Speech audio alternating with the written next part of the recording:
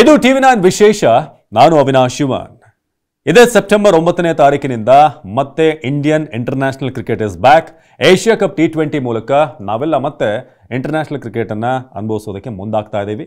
So ಅದಕ್ಕೆ ನಿನ್ನೆ ಮುಂಬೈನಲ್ಲಿ ಸಭೆ ಸೇರಿ ಅಜಿತ್ ಅಗರ್ಕರ್, ಸೂರ್ಯಕುಮಾರ್ ಯಾದವ್ ಎಲ್ಲರೂ ಕೂಡ ಆಯ್ಕೆ ಸಮಿತಿಯವರು ಟೀಮ್ ಅನ್ನ ಅನೌನ್ಸ್ಮೆಂಟ್ ಮಾಡಿದ್ರು. ಹಾಗಾದ್ರೆ 15 ಜನರ ಈ ಸ್ಕ್ವಾಡ್ ಹೇಗಿದೆ, ಯಾರಿಗೆ ಮಣೆ ಹಾಕಲಾಗಿದೆ, ಯಾರಿಗೆ ಡಿಸರ್ವ್ ಇತ್ತು ಅವಕಾಶವನ್ನು ಕೊಡಲಾಗಲಿಲ್ಲ, ಒಂದು ಕಂಪ್ಲೀಟ್ ಅನಾಲಿಸಿಸ್ ಅನ್ನ ನೋಡ್ತಾ ಹೋಗೋಣ. ಸೊ 15ರ ಸ್ಕ್ವಾಡ್ ನಾವು ನೋಡಿದ್ರೆ 7 ಜನ ಬ್ಯಾಟ್ಸ್ಮನ್ಗಳಿದ್ದಾರೆ. ಅದರಲ್ಲಿ 2 ವಿಕೆಟ್ ಕೀಪರ್ ಬ್ಯಾಟ್ಸ್ಮನ್, 3 ಜನ ಆಲ್ರೌಂಡರ್ಸ್, 5 ಜನ ಪಕ್ಕಾ ಬೌಲರ್ಗಳನ್ನು ಆಯ್ಕೆ ಮಾಡಿಕೊಳ್ಳಲಾಗಿದೆ. 5 ಜನ ಬೌಲರ್ಗಳಲ್ಲಿ 2 ಸ್ಪಿನ್ನರ್ಸ್, 3 ಜನ ಪೇಸ್ ಬೌಲರ್ಗಳು. ಫಸ್ಟ್ ನಾವು ಬ್ಯಾಟಿಂಗ್ ಡಿಪಾರ್ಟ್ಮೆಂಟ್ ಬಗ್ಗೆ ನೋಡೋಣ. ಏಷ್ಯಾ ಕಪ್ T20 ನಿಮಗೆಲ್ಲ ಗೊತ್ತಿರೋ ಹಾಗೆ ಏಷ್ಯಾದ ಟೀಮ್ಗಳ ಜೊತೆ ನಡೆಯುವಂಥ ಟೂರ್ನಮೆಂಟ್ ಆಗಿರೋದ್ರಿಂದ ನಾವು ಬೇರೆಲ್ಲ ಟೀಮ್ಗಳಿಗೆ ಕಂಪೇರ್ ಮಾಡಿದ್ರೆ ಹೇಗೂ ಎನಿ ಟೀಮ್ ನೀವು ಸೆಲೆಕ್ಟ್ ಮಾಡಿದ್ರು ಕೂಡ ಸ್ಟ್ರಾಂಗ್ ಆಗಿರ್ತೀವಿ. ಅಷ್ಟರ ಮಟ್ಟಿಗೆ ನಮ್ಮ ಬೆಂಚ್ ಸ್ಟ್ರೆಂತ್ ಇದೆ. ಸೊ ಈ ಟೀಮನ್ನು ಈ ಬ್ಯಾಟ್ಸ್ಮನ್ ಒಂದು ವಲಯ ನೋಡೋದಾದ್ರೆ ಬ್ಯಾಟಿಂಗಲ್ಲಿ ಹೇಗಿದೆ ಅಂತ ಅಂದರೆ, ಓಪನಿಂಗ್ ಆಗಿ ಅಭಿಷೇಕ್ ಶರ್ಮಾ, ಸಂಜು ಸ್ಯಾಮ್ಸನ್ ಕಳೆದ ಒಂದಷ್ಟು ಟೂರ್ನಮೆಂಟಲ್ಲಿ ಓಪನ್ ಮಾಡಿದಂಥವ್ರು. ಬಟ್ ಫಾರ್ ಎ ಚೇಂಜಲ್ಲಿ ಶುಭ್ಮಾನ್ ಗಿಲ್ ಎಂಟ್ರಿ ಆಗಿದ್ದಾರೆ, ಜೊತೆಗೆ ಅವ್ರನ್ನ ವೈಸ್ ಕ್ಯಾಪ್ಟನ್ ಮಾಡಲಾಗಿದೆ. ಸೊ ಅಲ್ಲಿಗೆ message is very clear.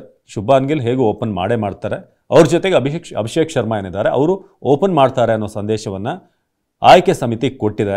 Sanju Samson ಅವ್ರ ಬಗ್ಗೆ ಕೇಳಿದಾಗ ಅವ್ರು ಹೇಳಿದರು, ನಾವು ದುಬೈಯಲ್ಲಿ ಥಿಂಕ್ ಮಾಡ್ತೀವಿ ಯಾರು ಓಪನ್ ಮಾಡ್ತಾರೆ, ಸಂಜು ಸ್ಯಾಮ್ಸನ್ ಅಭಿಷೇಕ್ ಶರ್ಮಾನ ಅಥವಾ ಗಿಲ್ ಮತ್ತು ಅಭಿಷೇಕ್ ಶರ್ಮಾ ಓಪನ್ ಮಾಡ್ತಾರಾ ಅಂತ. ಬಟ್ ವೆರಿ ನೀಟಾಗಿ ಗೊತ್ತಾಗುವಂಥ ಕಾಮನ್ ಸೆನ್ಸ್ ಏನು ಅಂತಂದರೆ, ನೀವು ಶುಭ್ಮಾನ್ ಗಿಲ್ನ ವೈಸ್ ಕ್ಯಾಪ್ಟನ್ ಅಂತ ಅನೌನ್ಸ್ಮೆಂಟ್ ಮಾಡಿದ್ಮೇಲೆ ದುಬೈಯಲ್ಲಿ ಹೋಗಿ ಡಿಸ್ಕಸ್ ಮಾಡೋಕ್ಕಾಗುತ್ತಾ? ನೀವು ವೈಸ್ ಕ್ಯಾಪ್ಟನ್ ಅಂದಮೇಲೆ ಆಡಿಸ್ಲೇಬೇಕು. ಸೊ ಹಾಗಾಗಿ ಅಭಿಷೇಕ್ ಶರ್ಮಾ, ಶುಭ್ಮಾನ್ ಗಿಲ್ ಓಪನ್ ಮಾಡ್ತಾರೆ. ಸಂಜು ಸ್ಯಾಮ್ಸನ್ ಅವರ ಸ್ಪಾಟ್ ಇನ್ನೂ ಕೂಡ ಈಗ ಒಂದು ಕತ್ರ ಅಂತ ಹೇಳ್ತಾರಲ್ಲ, ಏನೊಂದು ಡೇಂಜರಲ್ಲಿದೆ. ಇನ್ನು 1 ಡೌನ್ ಬಂದು ತಿಲಕ್ ವರ್ಮಾ, ಅವರಾದಮೇಲೆ 4ನೇ ಸೂರ್ಯಕುಮಾರ್ ಯಾದವ್ ಆಡ್ತಾರೆ. ಅದಾದಮೇಲೆ 5ನೇ ಪ್ಲೇಸ್ ಬಂದು ಅಕ್ಷರ್ ಪಟೇಲ್. ಒಂದಷ್ಟು ಟೂರ್ನಮೆಂಟ್ಗಳಿಂದ ಅಥವಾ T20 ವರ್ಲ್ಡ್ ಕಪ್ ನೀವು ನೋಡಿದ್ರೆ ಅದ್ಭುತವಾದಂಥ ಪರ್ಫಾರ್ಮೆನ್ಸ್ ಆ ನಂಬರ್ 5 ಸ್ಪಾಟಲ್ಲಿ ಕೊಟ್ಟಿದ್ದಾರೆ. ಸೊ ಅವ್ರನ್ನ ನಂಬರ್ 5 ಗೌತಮ್ ಗಂಭೀರ್ ಆಡಿಸ್ತಾರೆ. 6ನೇ ಬಂದು ಹಾರ್ದಿಕ್ ಪಾಂಡ್ಯನ, ಜಿತೇಶ್ ಶರ್ಮಾನ. ಒಂದು ವೇಳೆ ಸಂಜು ಸ್ಯಾಮ್ಸನ್ ಅವ್ರನ್ನ ಆಡಿಸದೆ ಹೋದರೆ ನಿಮಗೆ ವಿಕೆಟ್ ಕೀಪರ್ ಬ್ಯಾಟ್ಸ್ಮನ್ ಬೇಕಾಗುತ್ತೆ. ಇಲ್ಲ 6ನೇ ಪ್ಲೇಸಲ್ಲಿ ಸಂಜು ಸ್ಯಾಮ್ಸನ್ ಅವ್ರನ್ನ ಆಡಿಸ್ತೀವಿ ನಾವು ಅಂತಾದರೆ ಸಂಜುಗೆ ಅವಕಾಶ ಸಿಗ್ಬೋದು. ಇಲ್ಲದೆ ಹೋದರೆ ಜಿತೇಶ್ ಶರ್ಮಾ, ನಮ್ಮ RCB ಈ ಬಾರಿ ಉತ್ತಮವಾದಂಥ ಫಿನಿಷ್ಗಳನ್ನು ಕೊಟ್ಟಂತಹ ಒಂದು ಇಂಪ್ಯಾಕ್ಟನ್ನು ಕ್ರಿಯೇಟ್ ಮಾಡಿದಂಥ ಜಿತೇಶ್ ಶರ್ಮಾ ಅವ್ರನ್ನ 6ನೇ ಪ್ಲೇಸ್, ಅಥವಾ ಹಾರ್ದಿಕ್ ಪಾಂಡ್ಯ ಅವ್ರನ್ನ 6ಕ್ಕೆ ಆಡಿಸಿ 7ನೇ ಪ್ಲೇಸಲ್ಲಿ ಜಿತೇಶ್ ಶರ್ಮಾ ಬರ್ಬೋದು, ಲೋವರ್ ಆರ್ಡರೇ ಆಡಿಸ್ಬೋದು ಅಂತ ಅನ್ಸುತ್ತೆ. 2 ಫಿನಿಷರ್ ಆಗಿ ಅವರು ಆಡ್ತಾರೆ. ಸೊ ಅದಾದಮೇಲೆ 2 ಸ್ಪಿನ್ನರ್ ಹಾಗೆ 2 ಫಾಸ್ಟ್ ಬೌಲರ್ಗಳನ್ನು ಆಡಿಸುವಂಥ ಚಾನ್ಸಸ್ ಇದೆ. ಕುಲ್ದೀಪ್ ಹಾಗೆ ವರುಣ್ ಚಕ್ರವರ್ತಿ ಸ್ಪಿನ್ನರ್ಸ್ ಆಗಿ ಆಯ್ಕೆ ಆಗಿರೋದು. ಆಲ್ರೌಂಡರ್ಗಳಾಗಿ ಅಕ್ಷರ್ ಪಟೇಲ್, ಹಾರ್ದಿಕ್ ಪಾಂಡ್ಯ, ಅವರ ಜೊತೆಗೆ ಆಯ್ಕೆ ಆಗಿದ್ದಾರೆ Shivam Dube. So fast bowling allrounder ಆಗಿ ಅವ್ರನ್ನ ಆಯ್ಕೆ ಮಾಡಲಾಗಿದೆ. ಬಟ್ ಇನಿಷಿಯಲಿ ಅವ್ರನ್ನ ಆಡಿಸ್ತಾರ ಹೇಗೆ ಅನ್ನೋದನ್ನು ಕಾದು ನೋಡಬೇಕಾಗುತ್ತೆ. ಇನ್ನು ಸ್ಪಿನ್ನರ್ ಬಗ್ಗೆ ಹೇಳಿದ್ವಿ, ವರುಣ್ ಚಕ್ರವರ್ತಿ ಅವ್ರ ಜೊತೆಗೆ ಕುಲ್ದೀಪ್ ಯಾದವ್, ಇಬ್ಬರು ಕೂಡ ಒಳ್ಳೆ ಆಯ್ಕೆ. ನಿಮಗೊಂದು ವೇರಿಯೇಷನ್ ಸಿಗುತ್ತೆ, ಒಬ್ಬ ಲೆಫ್ಟ್ ಆರ್ಮ್ ಸ್ಪಿನ್ನರ್ ಮತ್ತೊಬ್ಬ ರೈಟ್ ಆರ್ಮ್ ಮಿಸ್ಟ್ರಿ ಚಾನಮನ್ ಸ್ಪಿನ್ನರ್ ಆಗಿರೋದ್ರಿಂದ. ಇನ್ನು ಫಾಸ್ಟ್ ಬೌಲಿಂಗ್ ಡಿಪಾರ್ಟ್ಮೆಂಟಲ್ಲಿ ಜಸ್ಪ್ರೀತ್ ಬುಮ್ರಾ ಆಡ್ತಾರೆ ಅನ್ನುವಂಥ ಪ್ರಶ್ನೆ ಇತ್ತು, ಬಟ್ ಅವ್ರನ್ನ ಆಯ್ಕೆ ಮಾಡಲಾಗಿದೆ. ಅವರ ಅನುಭವ ಇಂಥ ಒಂದು ಮಲ್ಟಿನ್ಯಾಷನಲ್ ಒಂದು ಟೀಮ್ ಇರುವಂಥ ಟೂರ್ನಮೆಂಟಲ್ಲಿ ವೆರಿ ಇಂಪಾರ್ಟೆಂಟ್ ಆಗುತ್ತೆ. ಬುಮ್ರಾ ಅವರ ಜೊತೆಗೆ ಸದ್ಯದ best T20 bowler Harshdeep Singh ಅವರು ಆಯ್ಕೆ ಆಗಿದ್ದಾರೆ. ಅವ್ರ ಜೊತೆಗೆ ಮತ್ತೊಬ್ಬ ಪೇಸರ್ ಆಯ್ಕೆ ಆಗಿರೋದು ಈಗ ಡಿಬೇಟೇಬಲ್ ಆಗಿರೋದು, ಅದು ಹರ್ಷಿತ್ ರಾಣಾ. ಹರ್ಷಿತ್ ರಾಣಾ ಅವರು IPL ಅಲ್ಲಿ ಓಕೆ ಈ ಸಲ ಅಂಥ ಏನು ಪರ್ಫಾರ್ಮೆನ್ಸ್ ಅಲ್ದಿದ್ರು ಕೂಡ ಅವರಲ್ಲಿ ಒಂದು ಝೀಲ್ ಇದೆ, ಟೆಂಪರ್ಮೆಂಟ್ ಇದೆ. ಜೊತೆಗೆ ಗಂಭೀರ್ ಅವರಿಗೆ ಭಾಳ ಇಷ್ಟ ಆಗಿರುವಂಥ ಬೌಲರ್ಗಳಲ್ಲಿ ಒಬ್ಬರು, ಬ್ಯಾಕ್ ಮಾಡಿರುವಂಥ ಬೌಲರ್ಗಳಲ್ಲಿ ಒಬ್ಬರು ಹರ್ಷಿತ್ ರಾಣಾ. ಸೊ ಅವರ ಸ್ಪಾಟ್ ಬಗ್ಗೆ ಸ್ವಲ್ಪ ಡಿಸ್ಕಷನ್ ಈಗ ಇದೆ. ಬಟ್ ಇಂಟರ್ನ್ಯಾಷನಲ್ ಲೆವೆಲಲ್ಲಿ ತಮ್ಮದೇ ಆದಂಥ ಚಾಪ್ ಮೂಡಿಸುವಂಥ ಪ್ರಯತ್ನವನ್ನು ಹರ್ಷಿತ್ ರಾಣಾ ಮಾಡ್ತಿದ್ದಾರೆ. ಇದು ಟೋಟಲ್ 15.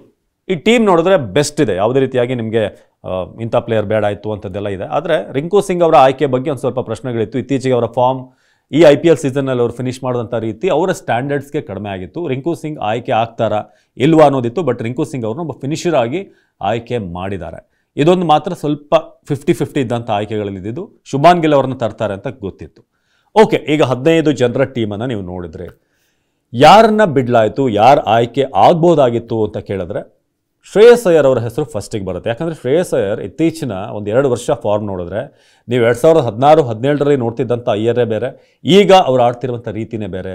ಸ್ಮ್ಯಾಟ್ ಸೀರೀಸ್ ಇರ್ಬೋದು, ವಿಜಯ್ ಹಜಾರೆ ಇರ್ಬೋದು, IPL ಎಲ್ಲೋ ಇದ್ದಂಥ ಪಂಜಾಬ್ ಟೀಮನ್ನು ಫೈನಲಿಗೆ ತಂದರು. ಹಿಂದಿನ ಸಲ KKRನ ಚಾಂಪಿಯನ್ ಮಾಡಿದ್ರು. ಜೊತೆಗೆ ಒಬ್ಬ ಕ್ಯಾಪ್ಟನ್ ಆಗಿ, ಬ್ಯಾಟ್ಸ್ಮನ್ ಆಗಿ 2 ಡಿಪಾರ್ಟ್ಮೆಂಟಲ್ಲಿ ಕೂಡ ಅದ್ಭುತವಾಗಿ ಪರ್ಫಾರ್ಮೆನ್ಸನ್ನು ಕೊಟ್ಟಿದ್ದಾರೆ ಶ್ರೇಯಸ್ ಅಯ್ಯರ್. ಶ್ರೇಯಸ್ ಅಯ್ಯರ್ನ ಎನಿ ಡೇ ನೀವು ಡ್ರಾಪ್ ಮಾಡೋಕ್ಕೆ ಚಾನ್ಸೇ ಇಲ್ಲ ಸದ್ಯದ ಫಾರ್ಮನ್ನು ನೋಡಿದಾಗ. ಬಟ್ ಅವರಿಗೆ ಮಣೆ ಹಾಕಲಾಗಿಲ್ಲ. ಅವ್ರಿಗಿಂತ ಮುಂಚಿತವಾಗಿ ಅಲ್ಲಿ ರಿಂಕು ಸಿಂಗ್ ಹಾಗೆ ಶುಭ್ಮಾನ್ ಗಿಲ್ಗೆ ಮಣೆ ಹಾಕಿದ್ದಾರೆ ಆಸ್ ಬ್ಯಾಟ್ಸ್ಮನ್ಸ್ ನಾವು ನೋಡೋದಾದರೆ. ಶ್ರೇಯಸ್ ಅಯ್ಯರ್ ಇರಬೇಕಾಗಿತ್ತು ಅಂತ ಅನ್ನಿಸ್ತು ಈ ಒಂದು ಸ್ಕ್ವಾಡನ್ನು ನೋಡಿದಾಗ. ಎರಡನೇದಾಗಿ ಯಶಸ್ವಿ ಜೈಸ್ವಾಲ್, ಅವರು ಕೂಡ ಇಂಗ್ಲೆಂಡ್ ಸೀರೀಸಲ್ಲಿ ಆಡಿದಂಥ ರೀತಿ, ಜೊತೆಗೆ ಅವರು T20ಯನ್ನು ಅಪ್ರೋಚ್ ಮಾಡುವಂಥ ರೀತಿ, ರಾಜಸ್ಥಾನ್ ರಾಯಲ್ಸ್ಗೆ ಕೊಟ್ಟಂಥ ಓಪನಿಂಗ್, ಇದೆಲ್ಲವನ್ನು ನೋಡಿದ್ರೆ ಜೈಸ್ವಾಲ್ ಅವರು ಟೀಮಲ್ಲಿ ಇರಬೇಕಾಗಿತ್ತು. ಬಟ್ ಅಲ್ಲಿ ಸಂಜು ಸ್ಯಾಮ್ಸನ್, ಅಭಿಷೇಕ್ ಶರ್ಮಾ, ಗಿಲ್ 3 ಜನ ಓಪನಿಂಗ್ ಸ್ಲಾಟಲ್ಲಿ ಆಲ್ರೆಡಿ ಪಿಕ್ ಆಗಿರೋದ್ರಿಂದ ಜೈಸ್ವಾಲ್ ಅವ್ರನ್ನ ಆಯ್ಕೆ ಮಾಡಲಾಗಿಲ್ಲ. ಬಟ್ ಐ ಥಿಂಕ್ ಜೈಸ್ವಾಲ್ ಅವರ ಏಜ್ ಇನ್ನೂ ಕೂಡ ಚಿಕ್ಕದಾಗಿರೋದ್ರಿಂದ ಮುಂದೆ ಅವರಿಗೆ ಅವಕಾಶಗಳು ಖಂಡಿತ ಇದ್ದೇ ಇದೆ. ಇದು ಎರಡನೇ ಪ್ಲೇಯರ್. ಮೂರನೇದಾಗಿ ಒಂದು ವಲಯದ ಒಂದು ಒತ್ತಾಯ ಇತ್ತು, KL ರಾಹುಲ್ ಅವ್ರನ್ನ ಆಯ್ಕೆ ಮಾಡಬೇಕಾಗಿತ್ತು ಅಂತ.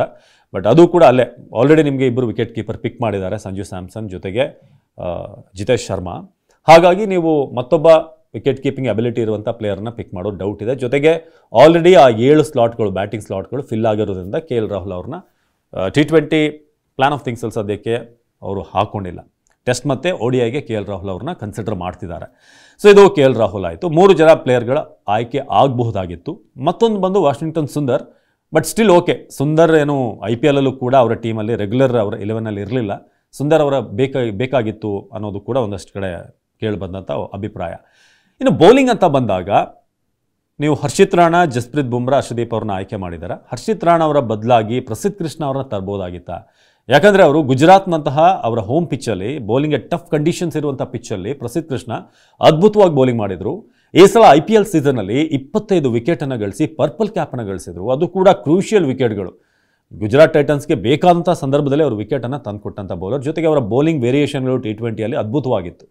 ಹಾಗಾಗಿ ಪ್ರಸಿದ್ಧ ಕೃಷ್ಣ ಅವ್ರನ್ನ ಹರ್ಷಿತ್ ರಾಣಾ ಬದಲಾಗಿ ಏನಾದರೂ ಆಯ್ಕೆ ಮಾಡ್ಬೋದಾಗಿತ್ತ ಅಂತ. ಬಟ್ ಇಂಗ್ಲೆಂಡ್ ಸೀರೀಸಲ್ಲಿ ಮೊದಲ 3 ಟೆಸ್ಟಲ್ಲಿ ಪ್ರಸಿದ್ಧ ಕೃಷ್ಣ ಅಂತ ಉತ್ತಮ ಬೌಲಿಂಗ್ ಮಾಡಿರಲಿಲ್ಲ. ಕೊನೆ 2 ಟೆಸ್ಟಲ್ಲಿ ಪರ್ಫಾರ್ಮೆನ್ಸ್ ಕೊಟ್ಟಿದ್ದರು. ಬಟ್ ಅವ್ರನ್ನ ರಿಸರ್ವ್ ಪ್ಲೇಯರಲ್ಲಿ ಇಟ್ಟಿದ್ದಾರೆ ಪ್ರಸಿದ್ಧ ಅವ್ರನ್ನ. ಇನ್ ಕೇಸ್ ಏನಾದರೂ ಇಂಜುರಿ ಏನಾದರೂ ತೊಂದರೆ ಆದರೆ ಅವ್ರನ್ನ ರೀಪ್ಲೇಸ್ ಮಾಡ್ತಾರೆ. ಬಟ್ ಹರ್ಷಿತ್ ರಾಣಾ ಅವ್ರ ಬದಲು ಪ್ರಸಿದ್ಧ ಬರ್ಬೋದಾಗಿತ್ತು ಅನ್ನೋದು ಕೂಡ ಒಂದು ಅಭಿಪ್ರಾಯ. ಇನ್ನೊಂದು ಕಡೆ ಮೊಹಮ್ಮದ್ ಸಿರಾಜ್ ಇಂಗ್ಲೆಂಡ್ ಸೀರೀಸಲ್ಲಿ ಬೆಂಕಿ ಬೌಲಿಂಗ್ ಮಾಡಿದರು ಟೆಸ್ಟ್ ಸೀರೀಸಲ್ಲಿ. ಸೊ ಅವ್ರನ್ನ ಕಮ್ಬ್ಯಾಕ್ ಮಾಡಿಸುವಂಥ ಚಾನ್ಸಸ್ ಇತ್ತು ಅಂತ. ಬಟ್ ಮೊಹಮ್ಮದ್ ಸಿರಾಜ್ ಅವ್ರನ್ನ ಹಿಂದಿನ ಸೀರೀಸ್ಗಳಲ್ಲೇ T20 ಸರ್ಕ್ಯೂಟ್ನಿಂದ ಹೊರಗಡೆ ಇಟ್ಟಿದ್ದಾರೆ. ಸೊ ಆ ಕಾರಣಕ್ಕೆ ಸಿರಾಜ್ ಅವ್ರನ್ನ ಆಯ್ಕೆ ಮಾಡುವಂಥದ್ದು ಬಹುತೇಕ ಇಲ್ಲ ಅನ್ನೋದು ಗೊತ್ತಿತ್ತು. ಸೊ ಇಷ್ಟು ಪ್ಲೇಯರ್ಗಳನ್ನು ನೋಡಿದ್ರೆ ಆಯ್ಕೆ ಮಾಡಬಹುದಾದಂಥ ಪ್ಲೇಯರ್ಗಳು ಅಯ್ಯರ್, KL ರಾಹುಲ್, ಯಶಸ್ವಿ ಜೈಸ್ವಾಲ್, ಹಾಗೆ ಪ್ರಸಿದ್ಧ ಕೃಷ್ಣ, ಮೊಹಮ್ಮದ್ ಸಿರಾಜ್ ಇವ್ರನ್ನ ಆಯ್ಕೆ ಮಾಡಬಹುದಾಗಿತ್ತು ಅಂತ ಸದ್ಯಕ್ಕೆ ಒಂದು ಟಾಕ್ಸ್ ಇದೆ. ನಿಮ್ಮ ಪ್ರಕಾರ ಈ ಟೀಮ್ ಹೇಗಿದೆ, ಯಾರು ಬರಬೇಕಾಗಿತ್ತು, ಏನಾದರೂ ಈ 5 ಜನ ನಾನು ಹೇಳಿದ್ರಲ್ಲಿ ನಿಮ್ಮ ಪ್ರಕಾರ ಒಂದು ಇಬ್ಬರಾದರೂ ಆಯ್ಕೆ ಆಗಬೇಕಾಗಿತ್ತು ಅಂತ ನಿಮ್ಗೆ ಅನಿಸಿದೆ? ದಯವಿಟ್ಟು ನಿಮ್ಮ ಟೀಮನ್ನು ಕೂಡ ಕಮೆಂಟ್ ಮಾಡಿ. ನಿರಂತರ ಸುದ್ದಿಗಾಗಿ ನೋಡ್ತಾ ಇರಿ TV9.